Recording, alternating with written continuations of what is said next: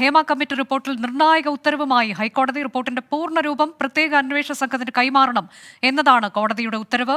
റിപ്പോർട്ടിന്റെ ഭാഗമായുള്ള audio, video തെളിവുകളും കൈമാറണം. അന്വേഷണ സംഘം നടപടിയെടുക്കണമെന്നും അടുത്ത തവണ കേസ് പരിഗണിക്കുമ്പോൾ സത്യവാങ്മൂലം നൽകണമെന്നും പ്രത്യേക ബെഞ്ച് നിർദ്ദേശിച്ചു. ഹേമ കമ്മിറ്റി റിപ്പോർട്ടിന്മേൽ സർക്കാരിനെ കോടതി രൂക്ഷമായി വിമർശിച്ചു.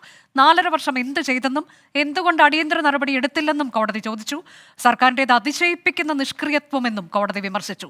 മാധ്യമ വിചാരണ പാടില്ല എന്നതടക്കം കോടതി നിർദ്ദേശം നൽകിയിട്ടുണ്ട്. അന്വേഷണ സംഘത്തിനും നിർദ്ദേശങ്ങളുണ്ട്. ശ്രീകാന്ത് തുടരുന്നുണ്ട് വിവരങ്ങളുമായി. ശ്രീകാന്ത്, ഇതിൽ ഇപ്പോൾ ഈ പോക്സോ കേസുകൾ ഉൾപ്പെടെയുണ്ട്. ആ തരത്തിലേക്കൊക്കെയുള്ള വെളിപ്പെടുത്തലുകളെല്ലാം ഉള്ള റിപ്പോർട്ടാണ്. അപ്പോൾ അങ്ങനെയുള്ള കുറ്റകൃത്യങ്ങൾ അടങ്ങിയ റിപ്പോർട്ടിൽ സർക്കാർ നിഷ്ക്രിയത്വം പാലിച്ചു എന്നുള്ള ഗുരുതരമായ വിമർശനം കോടതി ഉന്നയിച്ചിട്ടുണ്ട്. മറ്റെന്തൊക്കെയുണ്ട് വിമർശനങ്ങൾ? അനുജ, ഇപ്പോൾ വരുന്ന ഏറ്റവും പ്രധാനപ്പെട്ട വിവരം, അന്വേഷണ സംഘത്തിന് നടപടിയെടുക്കാൻ വേണ്ടി നിർദ്ദേശം നൽകിയിരിക്കുന്നു എന്നുള്ളതാണ്. ഹൈക്കോടതിയിൽ നിന്നും ഏറ്റവും സുപ്രധാനമായ വിവരം കൂടി ഇപ്പോൾ പുറത്തു വരുന്നു. ഹേമ കമ്മിറ്റി റിപ്പോർട്ടിന്മേൽ തുടർ നടപടി സ്വീകരിക്കാൻ അന്വേഷണ സംഘത്തിന് ഹൈക്കോടതിയുടെ നിർദ്ദേശം വന്നിരിക്കുന്നു. അതായത് ഈ ഹേമ കമ്മിറ്റി റിപ്പോർട്ട് കൃത്യമായി വിലയിരുത്തണം, കൃത്യമായി പഠിക്കണം. അതിനുമേൽ തുടർ നടപടി സ്വീകരിക്കാൻ ഇപ്പോൾ പൂങ്കുഴലി നേതൃത്വം നൽകുന്ന അന്വേഷണ സംഘത്തോട് കേരള ഹൈക്കോടതി പ്രത്യേക ബെഞ്ച് നിർദ്ദേശിച്ചിരിക്കുന്നു എന്നുള്ളതാണ് ഏറ്റവും പ്രധാനപ്പെട്ട വാർത്ത. നേരത്തെ കോടതി ഈ കേസ് പരിഗണിച്ച് അതിന്മേൽ കോടതിയുടെ നിരീക്ഷണങ്ങൾ, പരാമർശങ്ങൾ പറഞ്ഞു തുടങ്ങിയപ്പോൾ തന്നെ പ്രതീക്ഷിച്ചതാണ് അന്വേഷണ സംഘത്തിന് ഇത്തരത്തിലൊരു നിർദ്ദേശം എത്താൻ സാധ്യതയുണ്ടെന്ന്. ഇപ്പോൾ അന്വേഷണ സംഘത്തിന് കോടതിയുടെ ഭാഗത്തു നിന്നും ആ നിർദ്ദേശം കൂടി വന്നിരിക്കുന്നു.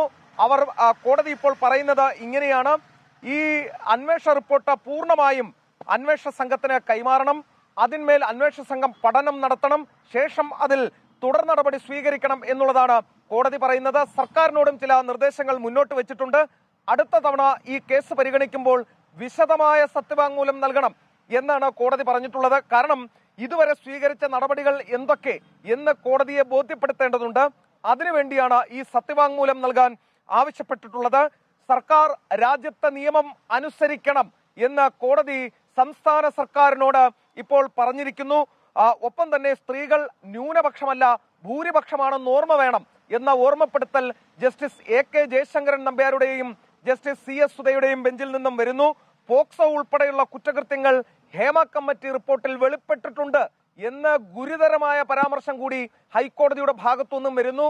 ഏറ്റവും സുപ്രധാനമായ വാർത്തയാണ്. ഒരു കാര്യം ഓർക്കണം, ഈ പോക്സോ അടക്കമുള്ള വകുപ്പുകൾ ഉൾപ്പെട്ടിട്ടാണ് ഈ 4.5 കൊല്ലം സംസ്ഥാന സർക്കാരും 2021 മുതൽ കേരളത്തിന്റെ പോലീസ് തലപ്പത്തിരിക്കുന്ന DGPയും ഈ റിപ്പോർട്ട് പൂഴ്ത്തിവെച്ചതെന്ന് ഓർക്കണം.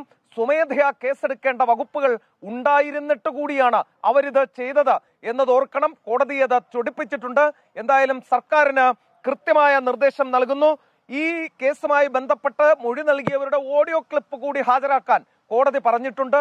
പൂർണ്ണമായ തെളിവുകൾ എത്താതെ തങ്ങൾ ഈ മുദ്രവെച്ച കവർ തുറക്കില്ല എന്നാണ് കോടതി ഇപ്പോൾ ചൂണ്ടിക്കാണിക്കുന്നത്. അനുജ, സർക്കാരിന് രൂക്ഷ വിമർശനം. ഒപ്പം തന്നെ അന്വേഷണ സംഘത്തിന് റിപ്പോർട്ട് കൈമാറണമെന്ന് കോടതി പറയുന്നു. 2 ആഴ്ചയ്ക്കുള്ളിൽ റിപ്പോർട്ട് കൈമാറണം എന്നുള്ളതാണ് നിർദ്ദേശം. നടപടിയെടുക്കണമെന്ന നിർദ്ദേശം കൂടി അന്വേഷണ സംഘത്തിന് ഹൈക്കോടതി നൽകിയിട്ടുണ്ട് എന്നുള്ളതാണ് ഏറെ പ്രധാനം.